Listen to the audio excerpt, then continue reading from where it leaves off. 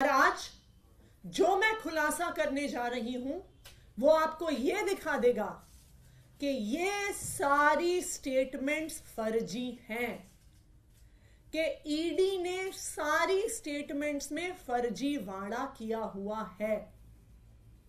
जैसा कि आपको पता है कि जब कई ऐसी स्टेटमेंट्स किसी अक्यूज से, किसी सरकारी गवाह से, किसी विटनेस से ली गई, उसके बाद कई विटनेस सामने आए और उन्होंने ये कहा कि उनसे स्टेटमेंट दबाव पूर्वक डलवाया गया, लिखवाया गया।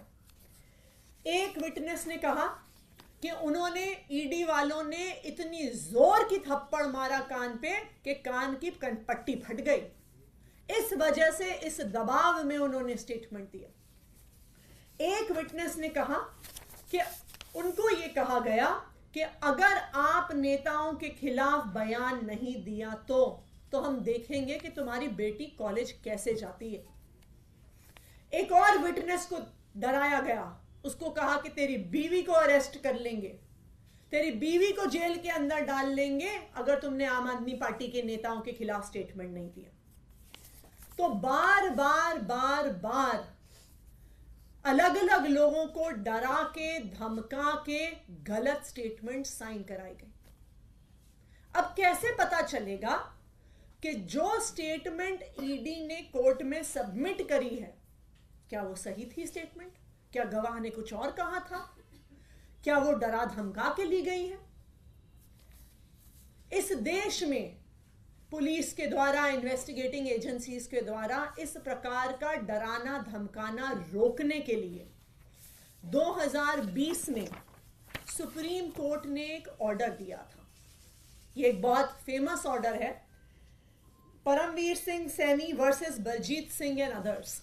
2020 का सुप्रीम कोर्ट का ये ऑर्डर है और इस ऑर्डर के तहत किसी भी इन्वेस्टिगेटिंग एजेंसी को अपनी इंटेरोगेशन सीसीटीवी कैमरा की निगरानी में करनी होती है।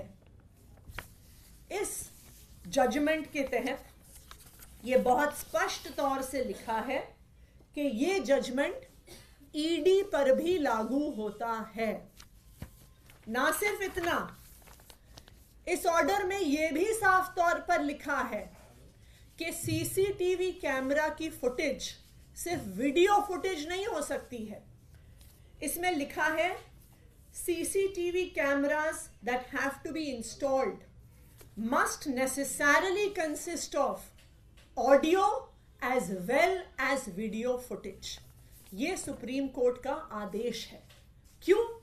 क्योंकि अगर ऑडियो और वीडियो फुटेज नहीं होगी तो यह सबूत नहीं बचेगा कि क्या किसी विटनेस को डराया गया, क्या किसी विटनेस को धमकाया गया। जो विटनेस ने बोला और जो कागज में लिखा गया, क्या वो एक ही चीज है या वो अलग अलग चीज है? इसीलिए सुप्रीम कोर्ट ने यह आदेश दिया। इसी आदेश को रीआइटरेट किया सीबीआई के स्पेशल कोर्ट में एक्साइज पॉलिसी मैटर में ही जस्टिस एमके नागपाल ने, और यह किया उन्होंने 19 जुलाई को, जब एक अक्यूज्ड ने ईडी की सीसीटीवी की फुटेज मांगी। तो इसी सुप्रीम कोर्ट के ऑर्डर का हवाला देते हुए एमके नागपाल जी ने कहा कि यह हर विटनेस का, हर अक्यूज्ड का अधिकार है कि उन्हें सीसीटीवी फुटेज मिले with audio and with video. अब आप सुनिए, अब मैं आपको एक ऐसा फैक्ट बताने वाली हूं जिससे आपके रोंगटे खड़े हो जाएंगे। जब एक अक्यूज्ड ने कुछ दिन पहले कोर्ट में एप्लीकेशन डाली और कहा कि मुझे सीसीटीवी फुटेज चाहिए, तो क्या हुआ? उन्होंने एप्लीकेशन क्यों डाली? क्योंकि उनका, जो ये अक्यूज्ड थे, एक सरकारी गवाह से ईडी में आमना सामना करवाया गया।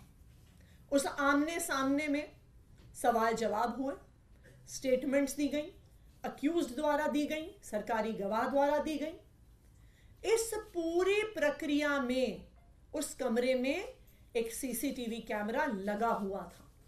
यह पूरी प्रक्रिया सीसीटीवी कैमरा की निगरानी में हुई।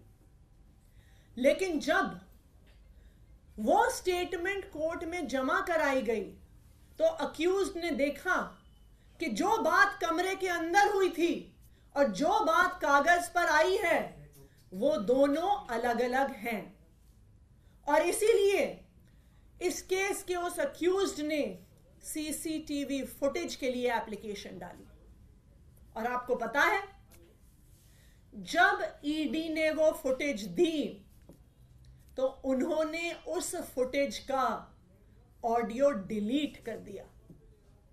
सिर्फ वीडियो फुटेज दी गई, ऑडियो फुटेज डिलीट कर दी गई, और सारा एविडेंस कि वास्तविक तौर पे उस कमरे में क्या बात हुई थी, उस सारे एविडेंस को ईडी द्वारा डिलीट कर दिया गया है।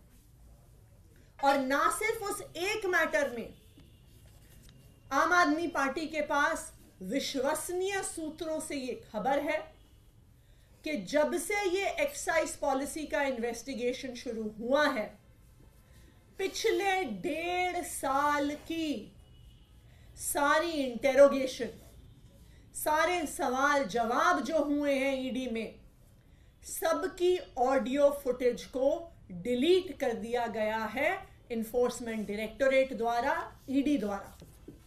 ये क्या दिखाता है कि जो एक तो रिकवरी नहीं हुई, सबूत नहीं मिला, और जो स्टेटमेंट्स थी, जो एकमात्र आधार थी ईडी के केस का, वो सारी स्टेटमेंट्स भी फर्जी हैं।